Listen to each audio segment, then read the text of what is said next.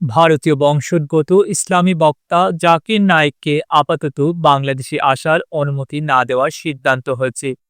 মঙ্গলবার ৪ নভেম্বর সচিবালয়ে স্বরাষ্ট্র মন্ত্রণালয়ের সভাকক্ষে আইন শৃঙ্খলা সংক্রান্ত কোর কমিটির সভায় এ সিদ্ধান্ত হয়। সভায় আলোচনা হয়, জাকির নায়েক বাংলাদেশে এলে প্রচুর জনসমাগম হবে।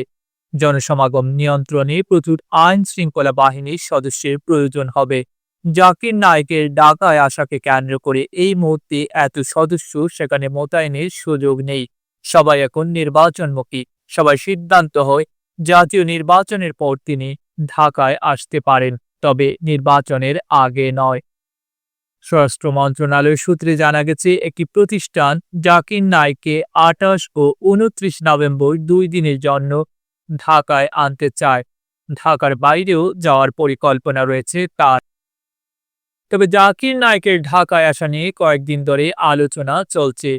২০১৬ সালে ঢাকায় অলি আর্টিজান বেকারিতে জঙ্গি হামলার পর জাকির নায়েকের বিরুদ্ধে সন্ত্রাসী কার্যক্রমে উস্কানি ও বিদ্বেষপূর্ণ বক্তব্য প্রদানের অভিযোগ আনে ভারত সরকার। এরপর জাকির নায়েক ভারত ছাড়েন এবং মালয়েশিয়ায় আশ্রয় নেন।